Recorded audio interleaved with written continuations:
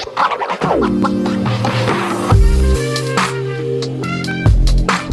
there, welcome back to my channel. My name is Brittany Bundles, and today's video is going to be all about your circle, okay? And I want to talk about how important your circle can be in the aspect of your business excelling or not. Now, I'm not going to say that your circle has the impact to break your business completely, but I can say that who you surround yourself with can have an impact on how you view yourself, how you view others, how you view your business, and ultimately have an impact on how you move forward with your business venture. So it is very important to mind the company you keep, to watch who you allow in your inner circle, and to watch what they're and pay attention to what they're feeding you, what presence is surrounding them when they come around. I've done mentoring with a lot of different people. I've done business consultations with a lot of different people. And you may not be surprised to hear how many people come to me and they talk about how their friends have said certain things that have discouraged them from wanting to move forward. And that's really important to pay attention to.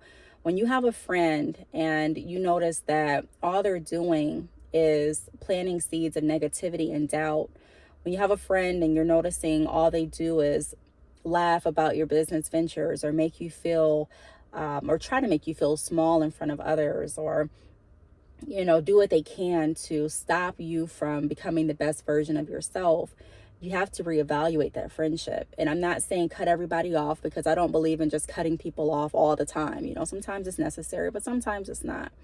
But I am saying just reevaluate it. Today in this video, I want to title this topic something along the lines of change your circle or change your circle. I heard that phrase from someone I was in conversation with, and they said that they were watching a podcast and someone on the podcast said that. And it's really important to do just that. When you break down change your circle, so change the people that you're around most frequently, or change your circle, so meaning have an impact on the people that you are closely interacting with, to the point that you all are elevating each other, so you're igniting a change of positivity and growth and elevation. Sometimes it doesn't happen though. Sometimes people stay exactly where they are. And because of that, you surrounding yourself with them, with your business dreams and your goals and your ambitions, can sometimes have you stop moving forward and stop moving toward the goal. So the first thing that I want to talk about, actually, before I even get into the first thing, be sure to give the video a big thumbs up. Please make sure that you are subscribed, and let's get right into the video. So the first thing that I want to go over is your business will go as far as you allow. What you pour in, what you see, how you think will weigh heavily on your overall business health. Okay, so just to kind of break that down, your business will go as far as you allow. We have to realize that sometimes we're the very measure that is blocking our business success. We're the very person that is not allowing our business to flourish. We're in our own way. Sometimes we get in our own way with self-doubting thoughts. We get this thought about how maybe our website or our business altogether is not going to be successful. And because we allowed that seed to grow, now we're second guessing everything. Now we have new ideas. We have plans to put different products or services out. Now we're not, because we're not confident in what we're doing.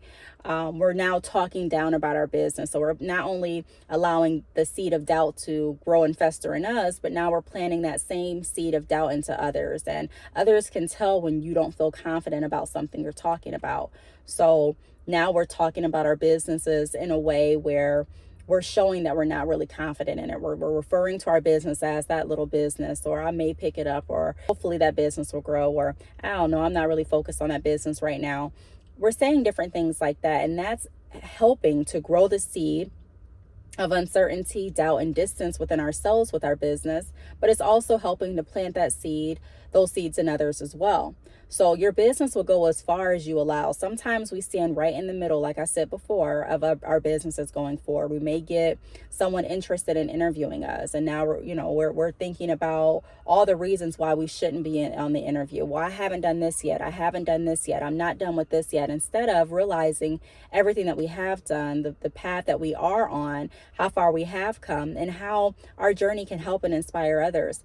People aren't looking for a solution to every single thing all the time. Sometimes people like to just know that it is possible to achieve certain heights of success. And success is different for everyone. But I think sometimes we get caught up in, okay, well, everyone wants a solution on how to quit their 9 to 5 today. And if you haven't got to that point, that doesn't mean that you still don't have something valuable to contribute. That doesn't mean that your story still isn't valid. That doesn't mean that you don't have insight and tools that will help others get to the next level. And there are people that have maximized those tools while they're still growing, and they've noticed that it's very lucrative to do so. People are looking to learn. People are looking to be inspired. People are looking to follow journey. So again, stop. If this is you, stop standing in your own way. Stop being afraid to take the next step. Stop being afraid to go to the next height, because you're really not confident in what you're doing. Now, you can reevaluate and figure out, hey, is this something I really want to do? Is this something I'm really passionate about? Why am I not really going as hard as I can go? Why do I feel embarrassed about my business? Why do I feel like my business is a small business? Why do I feel these things? And once you reevaluate within yourself, if you decide that this is something that you really want to do, then that's what you decide to do. And you owe it to your business and to others to give it your best, to go all in, and to not half step. The next part of that was what you see, how you think will weigh heavily on your overall business. So what you see your business as, how you think about yourself and your business. This is one of the reasons why it's so important that you are surrounding yourself with positive people. If you are wanting to create a business, or if you already have a business, but you have friends around or associates around that are constantly talking about settling, or constantly talking about doing the bare, excuse me, the bare minimum in life. I'm not saying that you can't be there to uplift them and motivate them, but I am saying that you also have to think about yourself and ask yourself, who is pouring into you? Who can you go to uplift you? Who can you go to for motivation?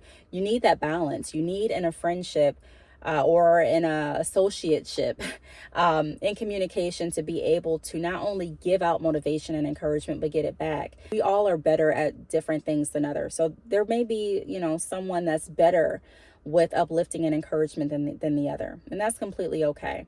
But when you notice that you start to feel drained, when you notice that you start to feel discouraged, when you notice that you can't go to anyone for help or assistance with certain trials that you're going through in business, or certain times when you have creative block, you have to reevaluate who is in your circle. You have to reevaluate what their purpose is. And you also have to reevaluate that relationship as a whole, because sometimes we don't feel as confident about ourselves because of what we're hearing each day. There have been people that I've done mentoring with that have come to me and said, hey, my friend thinks this is a stupid idea. And whenever we talk about it, they laugh. They tell me all the reasons I shouldn't do it.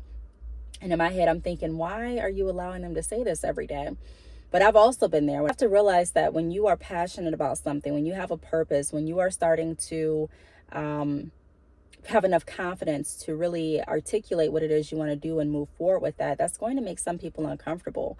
I'm not saying that you have to stop being friends with everyone that doesn't, that don't resonate with what you're doing or your vision. But I am saying be mindful and constantly reevaluate the relationships in your life, and ask yourself, what are you ultimately allowing to be planted inside of you? What are you listening to? Even if it's not a friendship, what about the different songs that you're listening to? Television shows, podcasts. You want to make sure that you're always feeding yourself positivity. Feeding yourself positivity doesn't mean that you're living in la la land, which a lot of people like to say. Doesn't mean that you're living a fairy tale. I actually did a whole podcast on, it's titled something along the lines of, your life, you can create your own fairy tale, because I believe that. People that tell you don't think that you can do this, or hey, why do you think you can do this? And don't you think if it was that easy, it would have been done? People that tell you all those things, if you allow that to be told to you every single day, you may be surprised the impact that has on your subconscious. And eventually you may start picking up on some of the characteristics of people that don't really believe in entrepreneurship, or believe in following their dreams, or believe in reaching for the stars. You have to be careful of what you allow to be fed to you, because it will have a direct impact on how healthy you are, which is going to have a direct impact on the overall health of your business. Now, the next point that I want to point out is Who are you listening to? Okay. Do they challenge you? Do they empower you? Same thing we just went over. Who are you listening to each day?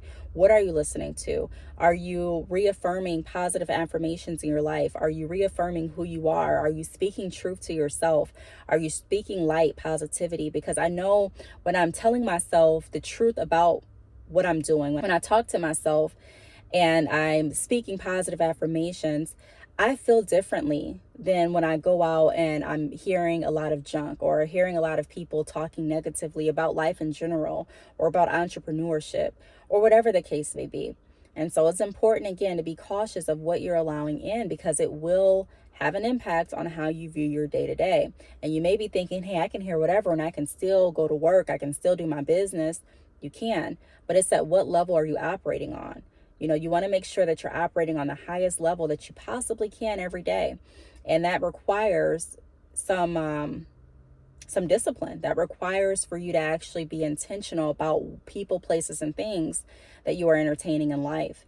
And so you want to keep that in mind too. Another thing that I want to mention is connecting with other entrepreneurs. This is essential. If you have a circle and in your circle you're the only entrepreneur, you may want to consider, actually not even may, you want to start getting out there and incorporating other entrepreneurs within your circle. Now, that doesn't mean that you have to go to every single event if you're working or if you're doing different things and you can't travel. But the good thing about being in this age is we have access to literally almost everything at the palms of our hands and our cell phones. There are so many people that I have built a community with online that really helps me see different things for my business, that helps me think on a different level, that challenges me, that pushes me, that really empowers me to take my ideas to the next level. I want to say you'll be surprised, but it surprises me sometimes how many people reach out and they're like, hey, Brittany, I thought about this app, or I came across this app. I think this would be great for your business. Or how many times I reach out to different people and I'm like, hey, or even create a video and I'm like, hey, I just found this out on Shopify. These are some really cool tools. I think this would be great for your business. And sooner or later, I've built, like I said, this community of people that I've never met in person, but I talk to very frequently, and we support each other. And because of that, it helps to broaden all of our resources, and it helps to expand all of our businesses, because it's another way to keep us on our toes. And it's someone else that understands the nature of entrepreneurship. It's really hard for friends, family, anyone to connect with what you're doing or even understand it if they have never done it. Working a business is different than going to work and working a 9 to 5. I've done both. And I can tell you, when I'm working a 9 to 5, in a sense, it's easier because I know my job is laid out for me. I know exactly what I need to do. My role is already created. The resources are typically there, and I know what I'm doing. I know how much I'm getting paid, and I go there and I do it, and that's that. When you're running your own business, you have to be the mastermind or hire someone to be the mastermind behind your own creation. So marketing is up to you a lot of times, especially when you're just getting started. Designing is up to you. Sourcing in inventory is up to you. Servicing is up to you. Being able to connect with your customers in a way that keeps them engaged is up to you. Being able to plan out your day is up to you. Delegating certain tasks to yourself or to others, that's all up to you. So not only do you have to show up and work, but you have to design the map for you to be able to even work. And so it's very, very challenging to be an entrepreneur. And to, even if you love what you're doing, it takes a lot of strategy and intention. And someone that has never been in that position may not understand it. Not saying that it's better or that you're better, because some people say that. They say things like, well, entrepreneurs think they're better. I don't think anyone's better than anybody, but I am saying that there are different requirements that go with each role. So being an employee versus being a CEO, those are different roles. And one comes with a lot of responsibility and a lot of creativity and a lot of time and a lot of structure and intention, because you're building something to be able to go in and work at it, whether you're logging in on the computer to work or on your phone, or you're going to a brick and mortar location. So connect with other entrepreneurs, get in different blogs or comment under different blogs, entrepreneurship blogs, and start conversations there. I'm not saying that you're going to leave with a lot of friends in your network, but start just getting familiar with communicating with other entrepreneurs if you're not already. Get into different entrepreneurial Facebook groups. There are a lot of groups on Facebook. Find one that you feel comfortable networking in. Comment under some videos, and you'll start to see, even with my videos, I started to see some of the same people under my comments. And so from there, some of us email each other, some of us text each other, DMing, just using the resources you have to connect with people that are doing things that you're doing. Even if it's asking a question, it can start a relationship. A lot of my relationships with other entrepreneurs have started from a question, either me asking a question, sometimes in a video, sometimes on a post, or them asking me a question, sometimes via email, sometimes via DMs, and us keeping that connection. Okay, the next thing that I want to talk about is, do not convert to box thinking that there's only one way to do something, thinking that if you don't do something by this exact date, it's not going to work. There's always a way for you to revive your business. There's always a way for you to come back stronger. There's always a way for you to add more creativity. There's always a way to reach more people. You just have to figure out what those ways are. So like I said before, it takes strategy. And sometimes when you're creating different strategies, it's going to take a moment of trial and error where you're like, okay, let me try this thing, and noticing that, okay, this didn't work.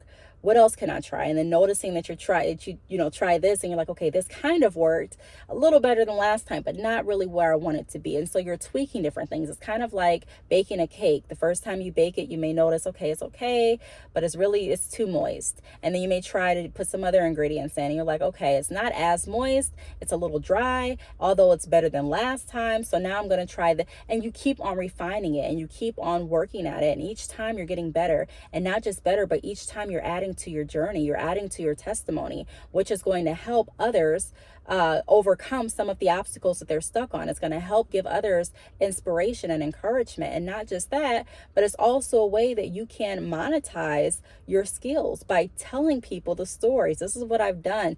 People's stories are so rich and don't even realize it. There are so many people sitting on $1 million stories that don't even realize it. They have stories that will empower lots and lots of people, that have the power in their stories to empower people. But because they don't see it, because there's no one around them telling them, hey, you need to do this. Hey, and I don't mean to say you need to do this like you're bossing them around, but like, no, this is a great story. People need to hear this. You need to get this out here. You need to write this. You need to go after your dreams. Like, I believe in you. Because they're not hearing that, and they're hearing people say, well, that sounds crazy, or I don't know what you're talking about, but look, I'm just trying to relax right now.